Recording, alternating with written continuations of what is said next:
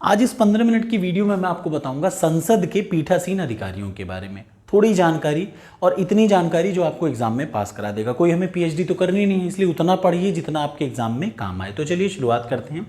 पीठासीन अधिकारी जबकि मैं बात करता हूं तो संसद में दो सदन होते हैं। कौन कौन सा? लोकसभा और राज्यसभा। ठीक, जब मैं लोकसभा की बात करता हूं तो लोकसभा में दो पीठासीन अधिकारी होते हैं, याद रखिए। एक तो स्पीकर या फिर अध्यक्ष और दूसरा डिप्टी स्पीकर या फिर उपाध्यक्ष। याद रखिएगा, लोकसभा में कितने पीठासीन अधिकारी? दो, एक तो अध्यक्ष दूसरा उपाध्यक्ष। और राज्यसभा में भी कितने पीठासीन अधिकारी? दो, एक तो चेयरमैन और दूसरा डिप्टी चेयरमैन। अंतर याद रखिएगा, यहां पे लोकसभा के लिए लोकसभा के अध्यक्ष को लोकसभा अध्यक्ष बोलते हैं और उपाध्यक्ष बोलते हैं, लेकिन राज्यसभा को चेयरमैन और डिप्टी चेयरमैन, या फिर यहां अध्यक्ष गलत लिखा है, इसको सभापति और उपसभापति याद रखिएगा। हिंदी में अगर बात की जाए सभापति व उपसभापति कहते हैं। किस केस में? राज्यसभा के केस में। अब आपको क्रिस्टल क्लियर होना चाहिए कि लोकसभा के केस में अध्यक्ष और उपाध्यक्ष, और राज्यसभा के केस में सभापति, चेयरमैन और उपसभापति, ठीक है, वाइस चेयरमैन। ठीक, अब यहां पे एक गौरतलब बात है, जो राज्यसभा का सभापति होता है वही भारत का क्या होता है? उपराष्ट्रपति होता है। ये आपको पता होना चाहिए। तो उपराष्ट्रपति की कंडीशन थोड़ी सी अलग हो जाएगी, बाकी सबकी एक तरीके की रहेगी, ये बात ध्यान रखिएगा। जब मैं बात करूं लोकसभा का अध्यक्ष की, लोकसभा के उपाध्यक्ष की, डिप्टी चेयरमैन की, तो ये कहीं ना कहीं एक तरीके के हैं। लेकिन ये क्या है? ये चेयरमैन का मतलब भारत के उपराष्ट्रपति होते हैं। तो चलिए वन बाय वन मैं आपको बताता हूं। सबसे पहले मैं आपको बताने जा रहा हूं लोकसभा के अध्यक्ष के बारे में। जब मैं लोकसभा का अध्यक्ष के बारे में बात बताऊंगा, उसके पहले याद रखिए, किसी भी एग्जाम के लिए आपको ये क्रिस्टल क्लियर माइंड में बैठ जाना चाहिए कि लोकसभा का अध्यक्ष, इसका मतलब लोकसभा में कुछ भी होगा। संसद के दो सदन, लोकसभा राज्यसभा, लोकसभा में कुछ भी हरकत होगी तो वो किसके कहने पे होगी? एक घटना भी घटित होती है तो उसके लिए कौन जिम्मेदार रहेगा, या कौन उसके लिए रिस्पॉन्सिबल रहेगा, या उसको किसके बिना पूछे नहीं हो सकती? तो लोकसभा अध्यक्ष के में। एक लाइन में बोला जाए तो ये लोकसभा का अध्यक्ष जो होता है वहां का हेड होता है। ये बात याद रखिएगा।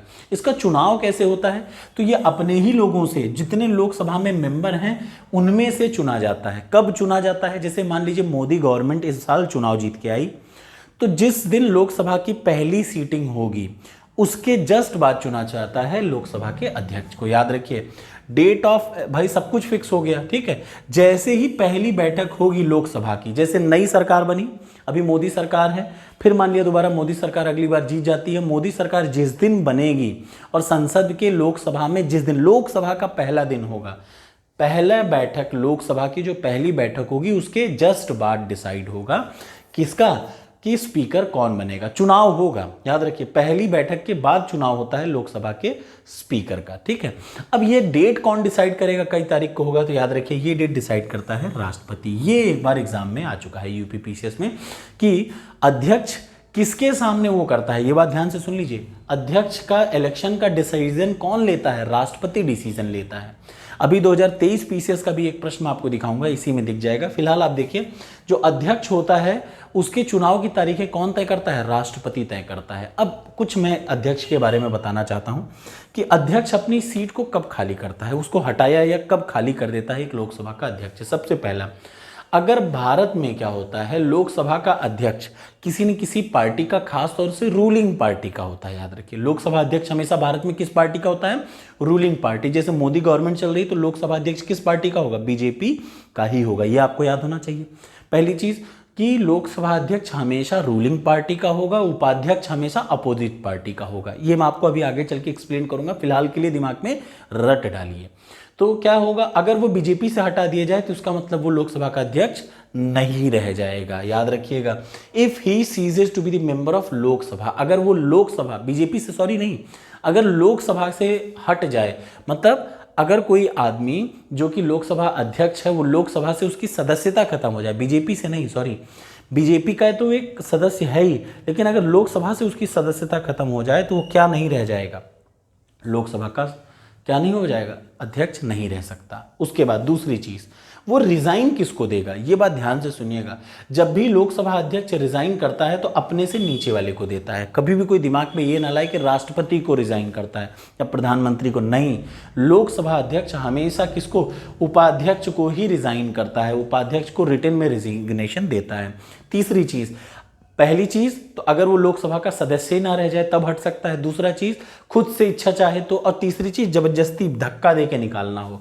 जब उसको जबरदस्ती निकालना हो तो उसके लिए याद रखिएगा एक तरीका है, क्या है, majority he should be removed by A resolution. वो ऐसे नहीं निकाला जाएगा, रेजोल्यूशन उसके खिलाफ पास करना पड़ेगा मेजोरिटी का।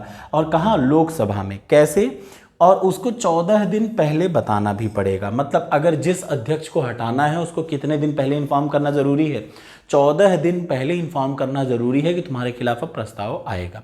एक और बात, जब उसको हटाने जाने की बात हो रही होगी, याद रखिए जब भी कोई रेजोल्यूशन अध्यक्ष को हटाने के लिए होगा तो आपको ये पता होना चाहिए कि वो उस अपने हटाने के पूरे प्रक्रिया में वो बोल सकता है, क्या कर सकता है, वो वोटिंग भी, प्रोसीडिंग में, कोई भी लोकसभा की जब तक उसको हटाया जा रहा होगा उस दरमियान में उसको बोलने की इजाज़त है, उसको किसी भी प्रोसीडिंग में लोकसभा की भाग लेने की इजाज़त है। इवन वो वोट भी दे सकता है, सबसे ज़रूरी वो वोट भी दे सकता है। लेकिन अगर बराबर हो जाए वोट, याद रखिएगा वोट उसका मान्य तब होगा जब एक भाई उसको हटाना है कि नहीं हटाना है, अगर दोनों पक्षों में बराबरी का हो गया तब वो वोट नहीं दे सकता। याद रखिए, कहने का मतलब कि लोकसभा अध्यक्ष को जब हटाना होगा, जब तक उसके ऊपर, अरे जब तक केस चल रहा होगा उस दरमियान वो बोल भी सकता है, प्रोसीडिंग में भाग भी ले सकता है, इवन वोट भी दे सकता है। लेकिन अगर टाई हो जाए, टाई का मतलब आधे लोग कह रहे हो हटेगा, आधे लोग कह रहे हैं नहीं हटेगा, उस पर वो सोचे कि मैं अपना भी वोट दे दूं कि नहीं हटूंगा, तो ये मान्य नहीं होगा।